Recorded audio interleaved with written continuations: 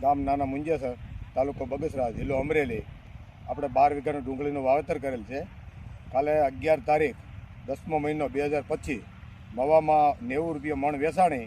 એટલે આપણે ડુંગળીને અત્યારે ગાડરને મૂકી દીધા છે. ચારે બાજુ ગાડર જોવા મળશે. અત્યારે લણતરના ભાવ 80 રૂપિયા હાલે છે. 35 રૂપિયા પીસીનો નવી પીસીનો ભાવ હાલે છે. એટલે આપણે આને વળતર મળે એવું નથી. ડુંગળીના ભાવ કરતાં બાયલો ખેતર બહાર કાઢવાનો ખર્ચો વધી જાય છે.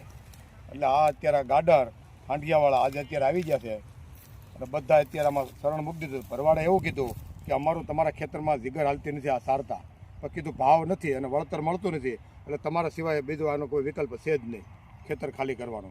કે અમારા વાવેતર કરતાં બીજો વાહેલો ખર્ચ વધી જાય છે.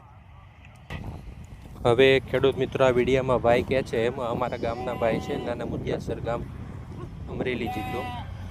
વાવેતર કરતાં બીજો ખર્ચ વધી જાય છે. એનો મતલબ એમ છે કે માર્કેટ યાર્ડમાં અત્યારે 90 રૂપિયા ભાવ છે ડુંગળીનો, અને આ ડુંગળીની પડતર કિંમત છે 150 રૂપિયા અંદાજે, વધી પણ શકે આમાં. મહેનત, મજૂરી, માર્કેટ યાર્ડમાં લઈ જવાનું ભાડું, જેથી કરીને આ ભાઈએ પોતાની બધી ડુંગળી ઘેટા બકરાને ચરાવી દીધી, કારણ કે હવે આ બધું માથે પડ્યું એને. અને સંપૂર્ણ 12 થી 15 વીઘાની ડુંગળીના આશરે 10 લાખ રૂપિયાની આ ભાઈને નુકસાની ગઈ છે, જેમાં એક પણ રૂપિયો હાથમાં આવેલ નથી. અને આ દિવાળી ટાઈમે બિલકુલ ડુંગળીનો ભાવ ન હોવાથી સંપૂર્ણ નુકસાની.